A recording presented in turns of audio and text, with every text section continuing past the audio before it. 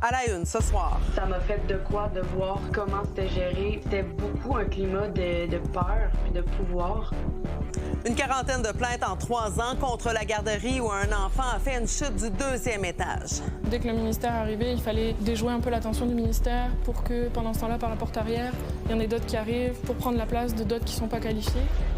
Comment le Canada et les provinces vont réagir aux nouveaux tarifs annoncés par Donald Trump, visiblement mécontents.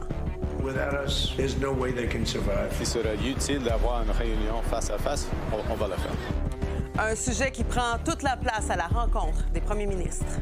We can't back down. We need a full Team Canada approach. Everything is on the table. La gestion de l'offre, c'est quelque chose qui est non négociable. Il est 17h, voici votre Nouveau Info.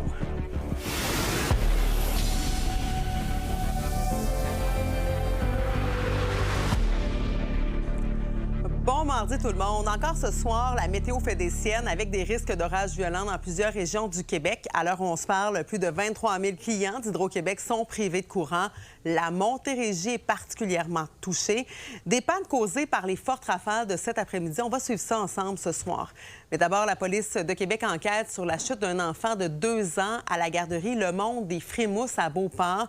Selon plusieurs sources, l'enfant serait tombé du 2e étage de l'établissement le 10 juillet dernier. Depuis les événements, des parents, mais aussi d'anciennes employées dénoncent la mauvaise gestion à la garderie. Laurence Royer. Ce sont plus de 730 commentaires qui ont été récoltés sous une publication concernant une enquête de la police de Québec sur la chute du 2e étage d'un bambin dans cette garderie de Beauport. Certains de ces commentaires font l'éloge de l'établissement, mais la majorité dénonce plutôt la négligence dont la garderie fait preuve au quotidien de la part de parents et d'ex-employés. D'ailleurs, des anciennes employées ont accepté de nous parler de leur expérience. Beaucoup de maltraitance envers les poupons. On avait un petit garçon qui faisait beaucoup de caca, sel molle. Elle dit « T'as encore chier mon gros calice », puis elle pogne le bébé, puis elle jette sa table à manger. Le bébé, il se cogne la tête. Elle mettait des bébés, prenait des bébés, il les recouchait vraiment fort dans leur bassinette. Je suis tombée enceinte 2 mois après être rentrée au travail. Elle me montrait le prix des couches. Elle me disait « Regarde comment c'est cher ». Elle me disait qu'elle s'était fait avorter, que c'était la meilleure décision de sa vie. Moi, je le voyais comme de la manipulation pour me faire faire quelque chose qu'elle voulait. Pour elle, la présumée chute du bambin n'a rien de surprenant. Il fallait bien que quelque chose arrive. Puis on dirait que quand il y a une réparation à faire, ça tarde. Donc c'est vraiment beaucoup de camouflage, on attend le ministère pour faire justement la réparation voulue. Dans les 3 dernières années, le ministère de la Famille a reçu 42 plaintes visant les 5 établissements de cette garderie non subventionnée. D'ailleurs, 5 ont été reçus dans les derniers jours et qui sont toujours sous analyse. Dans plusieurs dossiers, le ministère n'a pas été en mesure de confirmer les allégations, mais le ministère a dû intervenir dans 14 dossiers. Des manquements qui pourraient entraîner des conséquences graves pour la santé et la sécurité des enfants fréquentant un service de garde ont été constatés, notamment en 2024. De ne pas s'être assuré que des structures étaient sécuritaires, de ne pas s'être assuré qu'un employé n'ait pas d'antécédents criminels qui l'empêchent de travailler dans une garderie et le non-respect des ratios. Toutefois, la garderie n'a reçu aucune sanction pénale à ce sujet. Les ratios débiles. Je me suis ramassée à 12 dans un groupe de 18 mois. Là. Et les ratios n'étaient jamais respectés. Il fallait tout le temps couper les heures, jamais dépasser plus que 40 heures. On ne payait pas les heures supplémentaires. Premièrement, ça fait que les éducatrices, ils partaient toutes. Tout le monde trouvait ça trop dur. 9-18 mois, quand tu es nouvelle dans le domaine, c'est impossible. On avait beaucoup d'employés qui avaient des antécédents à leur dossier. Donc on les prenait pareil parce qu'on manquait de personnel. Pas spécialement des antécédents envers des enfants, mais des antécédents quand même qui fait qu'on perd un peu la confiance de l'éducatrice aussi. La direction assure que la situation est prise au sérieux, mais affirme ne pas pouvoir commenter davantage en raison des enquêtes qui sont en cours. Le SPVQ poursuit actuellement son enquête et la garderie affirme aussi avoir lancé une enquête interne.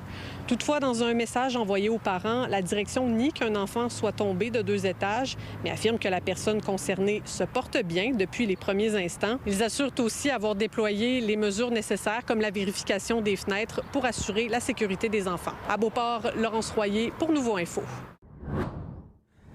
Les nouveaux tarifs douaniers annoncés par le président américain hier ont de quoi ébranler. De nombreux produits canadiens seront frappés d'une surtaxe de 50 dans 29 jours. Ça a été au cœur des discussions lors de la rencontre entre les premiers ministres canadiens. Aujourd'hui, d'ailleurs, Lily, tu as suivi le conseil de la Fédération à Charlottetown. Pour nous, on va y revenir dans un instant. Mais d'abord, Sabrina, Donald Trump qui a tenu des propos très durs à l'endroit du Canada aujourd'hui. Ouais, le président américain a dit notamment, il a accusé le Canada de traiter de manière injuste les États-Unis depuis maintenant une cinquantaine d'années. Il a même dit que le Canada a besoin des États-Unis, en fait, pour survivre. Tout de suite, on peut l'écouter. I love Canada.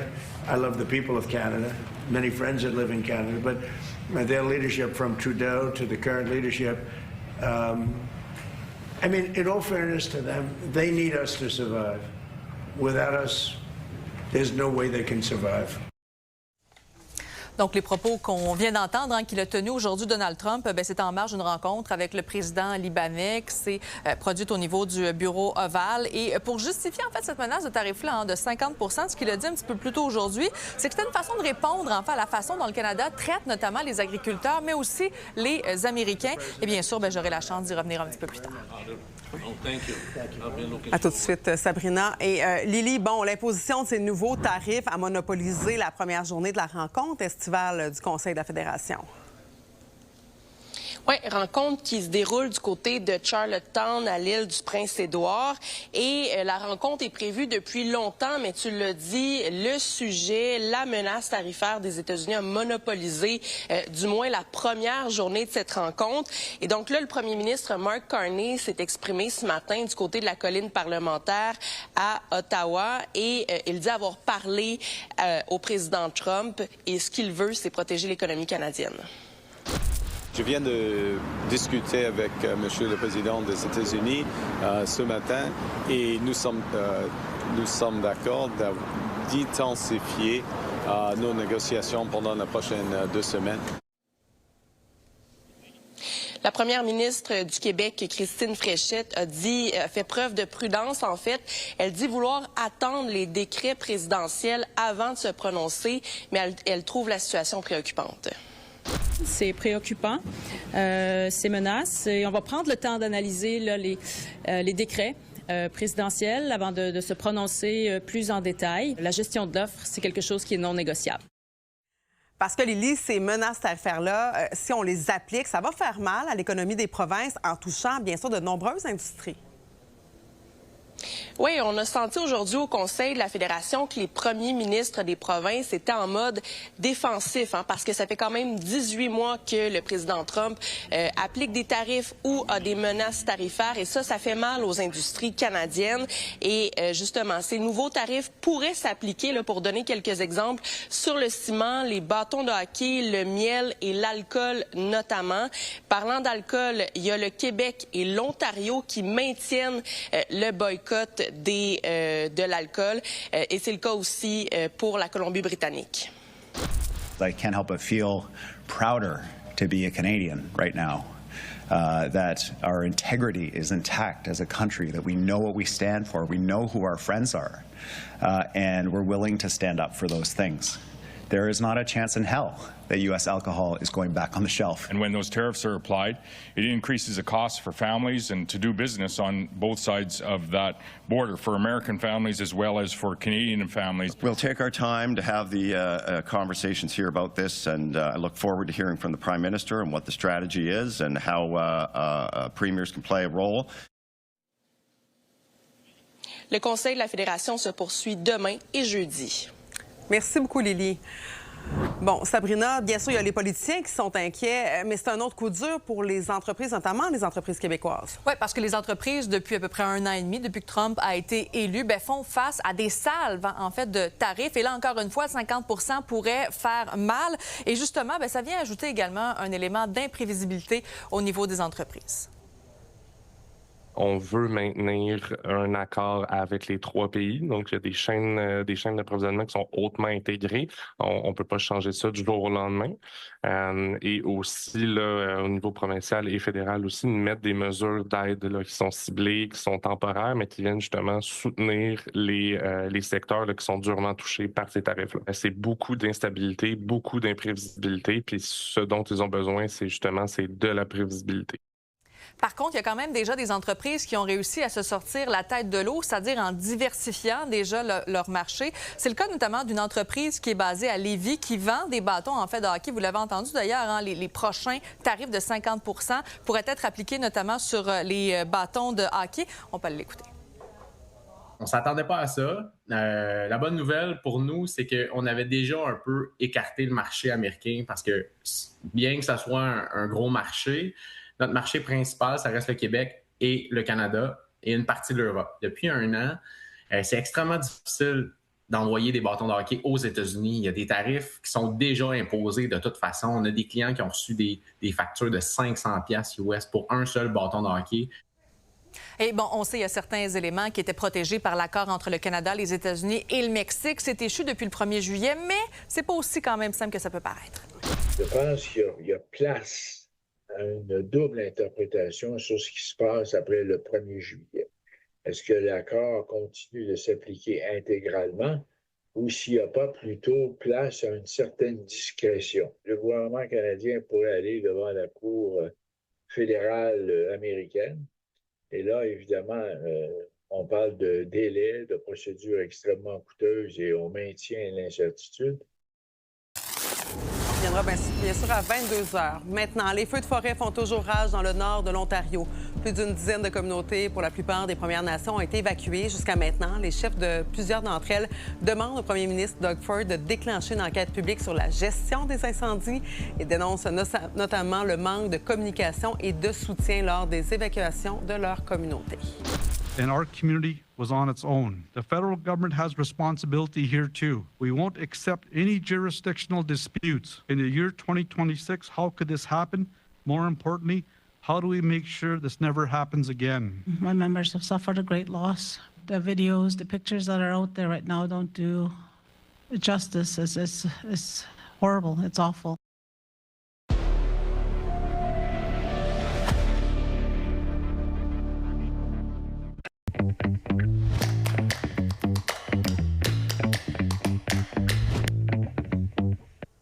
Salut Victor. Salut Marie-Claude. Bon, le sujet du jour, hein, les nouveaux tarifs de 50 que veut imposer Donald Trump, ça monopolise l'attention, entre autres, au Conseil de la Fédération à Charlottetown. Mark Carney qui dit on va négocier encore plus fort au cours des 29 jours parce qu'il reste 29 jours. Est-ce que c'est une bonne stratégie, ça? C'est quoi la stratégie du Canada? On dirait qu'on n'est plus trop sûr, là. Mark Carney n'a pas vraiment le choix de jouer sur deux fronts à ce moment-ci. D'un côté, il a Donald Trump. Il faut savoir que Mark Carney et son équipe ont fait des analyses approfondies, même de la psychologie de Donald Trump derrière cette situation, parce qu'on veut négocier avec l'homme et on veut comprendre l'humain. Donc, il sait que de réagir suite à la déclaration de Donald Trump, d'être trop réactif, d'être trop public, c'est une nuisance. Mais d'un autre côté, il doit aussi gérer la confiance des Canadiens. Et là-dessus, il aurait besoin d'être plus transparent sur sa stratégie. Cependant, ce n'est pas le bon moment. Alors, je m'attends à ce que dans les prochains jours, on négocie, mais probablement qu'au bout du 29 jours, s'il n'y a pas eu d'entente, on devrait être plus clair du côté de Mark Carney. Il faut rappeler quand même que les Canadiens s'attendent à des résultats de la part de leur premier ministre. Ben oui, les Canadiens, puis aussi, j'ai envie de dire, les premiers ministres des provinces, ils discutent d'ailleurs présentement, semble-t-il, avec Mme Fréchette. Ça commence, on dirait, à peser sur le gros orteil de Doug Ford, qui lui dit qu'il faut réagir plus fort, dollar pour dollar. Est-ce que ça, faut aller jusque-là? Vous savez, ce qui est particulier avec Doug Ford, c'est que clairement, il est prêt à monter sur le ring avec Donald Trump, mais la réalité économique, elle est ce qu'elle est. Nous n'avons pas les moyens d'aller vers une stratégie coup pour coup avec les Américains.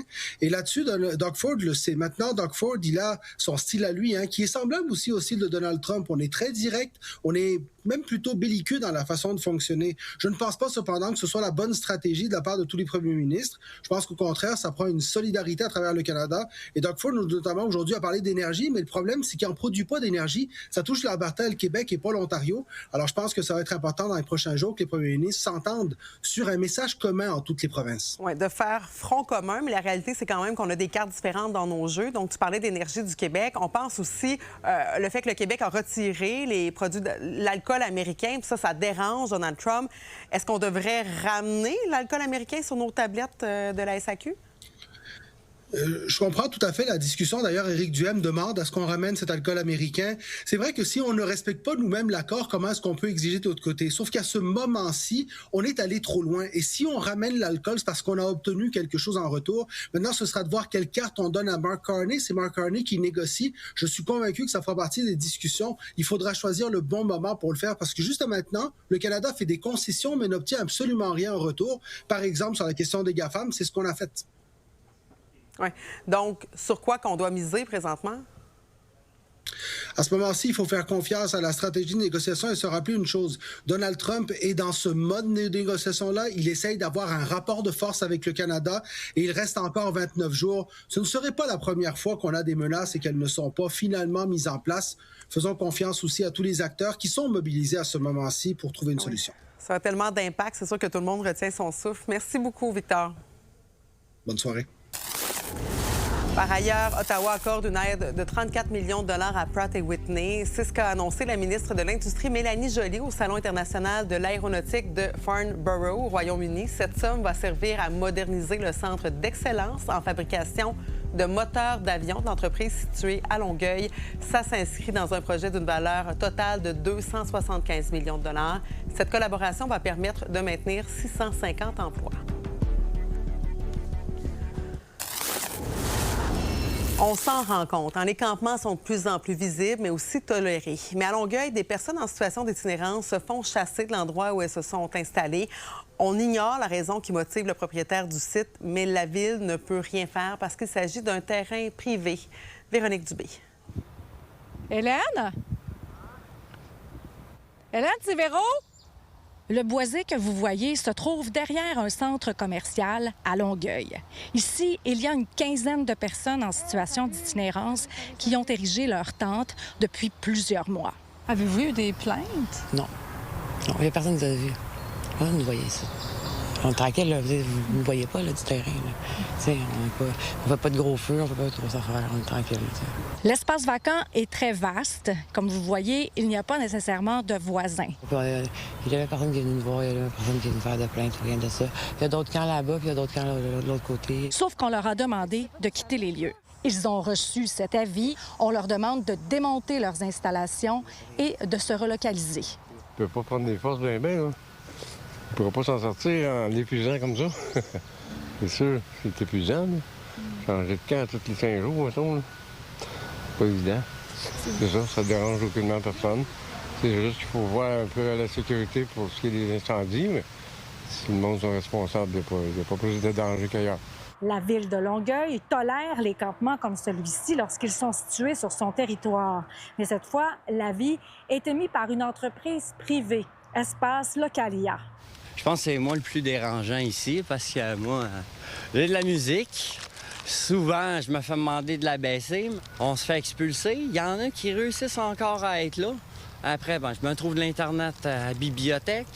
Je me fais avertir, je peux plus aller à la bibliothèque. On dirait qu'on veut pas que je joue en ligne, on veut pas que j'aille de la musique, on veut pas que j'aille de l'électricité. Il y a tout le temps de quoi qu'il faut qu'on m'enlève. La date butoir du démantèlement, c'est aujourd'hui, ce matin, mais ça n'a toujours pas bougé. Les campeurs disent qu'ils n'ont pas reçu de visite. On veut donc savoir pourquoi cette entreprise veut les démobiliser. Comment tu réagis à ça? J'étais surpris. Ça fait 3 ans, moi, je suis ici. Okay. Fait que je m'attendais pas à avoir c'est les courtiers immobiliers à côté qui font l'éviction. Il n'y a pas quelqu'un chargé de projet qui pourrait me parler de ça, me confirmer qu'est-ce qui se passe? Non. Nous avons voulu savoir si Espace Localia a l'intention d'utiliser le terrain pour construire des condos. Nous attendons toujours une réponse. À Longueuil, Véronique Dubé, pour Nouveau Info. Jamais on n'a consommé autant de musique et pourtant les artistes d'ici peinent à se faire entendre chez nous. Il y a un récent rapport de la firme Luminate qui indique que le Québec se hisse au sommet des endroits où l'on écoute le moins notre propre musique. Marie Cassimard. Est-ce que la dernière chanson que vous avez écoutée était québécoise? Plus ou moins. Plus ou moins, je suis plus côté anglophone, ouais. J'apprécie plus la musique québécoise. J'écoute majoritairement de la musique anglophone. Si la réponse est non, bien, vous n'êtes pas les seuls. Le Québec est l'un des endroits dans le monde où l'on écoute le moins notre propre musique. Ça fait un moment qu'on voit que les parts de marché de nos artistes sur les plateformes d'écoute en ligne sont extrêmement faibles. 7% pour les pistes d'artistes québécois en 2025 et 5% pour les pistes d'artistes québécois francophones. Ceux qui ont le pouvoir, c'est ceux qui gèrent les algorithmes. C'est comme la place pour la musique québécoise n'est pas vraiment mise de l'avant sur ces réseaux-là. On fait vraiment compétition avec toutes les grosses autres méga trends ou méga hits. Je pense que les chiffres dressent un portrait vraiment fade et vraiment triste, en fait, de l'écoute. Si on rend notre musique visible, ça va se traduire dans des écoutes en ligne. Aujourd'hui, il faut sortir 4-5 pièces musicales avant la sortie de l'album à des rythmes de 4 semaines pour montrer justement à la plateforme et à l'algorithme de la plateforme que on est en activité pour avoir plus de chances aussi de rentrer dans les playlists parce que vous avez une occasion de pitcher dans une playlist. Parce que tu sors d'un processus créatif, à quel point tu te laisses influencer par ces algorithmes-là qui dictent en quelque sorte la façon dont tu vas être rémunéré, la façon dont... Autrefois, les gens allaient essayer d'écrire des chansons pour avoir un hit radio, tu sais. J'ai l'impression que des fois, les gens peut-être vont adapter leur écriture pour essayer de rentrer dans les codes un petit peu plus des réseaux sociaux pour avoir ce potentiel de viralité-là. J'ai essayé une stratégie que je n'osais pas faire avant, puis qui me tannait, en fait, qui était de jouer à répétition une chanson sur les réseaux sociaux. J'ai fait 25 jours d'affilée où est-ce que on entend ma tune. Le résultat est concluant. On le voit direct sur les chiffres, justement. On le voit, c'est devenu ma chanson la plus streamée là, de l'album dans les dernières semaines. Ce que nous, on essaie de faire, c'est vraiment stimuler l'écoute. De rendre la musique visible. Parce que la musique, il n'y a pas un problème d'accessibilité, il y a un problème de visibilité. Donc nous, ce qu'on a décidé de faire, c'est centraliser toute l'offre, que ce soit québécoise, franco-canadienne, dans un seul lieu. Je commence avec une facile, OK? Non, non. Les cow-boys fringants, est-ce que ça vous dit quelque chose? Oui. Juste étoile filante. Facile. Je suis censée savoir c'est qui? C'est genre les cow-boys fringants. C'est genre les cow-boys fringants. Ils chantent beaucoup en anglais. C'est une de ces rares en français. Il était au festival de jazz. Bien, je reconnais la chanson, mais dire l'artiste... Je vais vous le dire, puis vous allez faire « Ah! » Patrick Watson. Ah non, je ne l'aurais pas eu. Non? C'est pas lui, je pensais. Okay. Puis si tu avais un artiste à lui recommander, un artiste québécois? Dédé Fortin, les colocs. Tu sais, c'est musique populaire, du peuple. Tu mets ça à une fête, il y a tout le monde qui se met à danser, qui vient sur la piste. Qui connaît les paroles. Ouais. Et le magasin général, quand j'y retourne, ça me fait assez mal. À Montréal, Marc Cassima pour Nouveau Info. Un sabre laser de Star Wars a été vendu aux enchères pour près de 4 millions de dollars. L'objet de collection est tiré de la scène mythique de l'Empire contre-attaque où Darth Vader dit à Luke Skywalker la fameuse phrase « Je suis ton père ». À 22h, on revient sur l'annonce de nouveaux tarifs avec le ministre provincial Christopher Skeet. Et on va aussi surveiller la météo parce qu'à l'heure où on se parle, on est rendu à quelques 44 000 pannes. On se retrouve à 22h. À tantôt.